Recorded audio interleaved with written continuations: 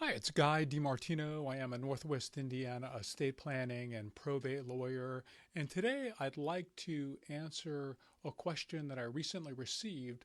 Somebody passed away, and these folks wanted to sell some property, and there was a will, and there were a number of folks who were named as personal representatives in the will, but there seemed to be a little bit of a problem because they didn't want to go ahead and do it.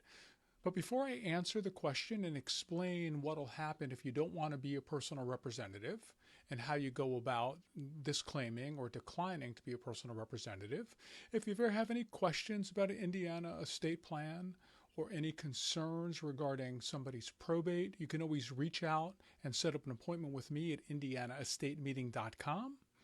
We can answer all your concerns. So here was the scenario. Somebody passed away, they had multiple children, they had child A as the initial personal representative, child B as the alternate or successor personal representative, and child C as the second alternate or successor personal representative. So push comes to shove, the responsible one was child C, who was not the initially named personal representative in the will. And so the kids got together and they decided that they would like to have child C be the personal representative.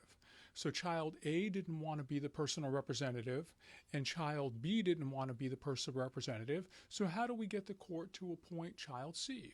Well, this is what we do. We have the folks sign a disclaimer where they're disclaiming the right to be the personal representative and then consenting to child C as the personal representative of the estate. So it would be a disclaimer and waiver and consent.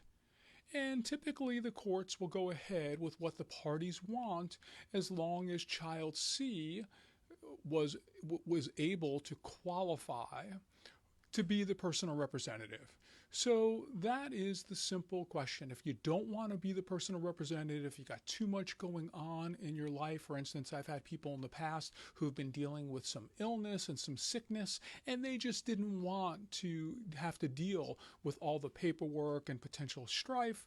So they disclaimed the right to be the personal representative, and somebody else was appointed. And there's no harm, no foul to this type of situation as long as everybody's upfront, and this is how it goes. So if you ever have any questions about a Northwest Indiana estate plan, you can always reach out to me. I am Guy DiMartino.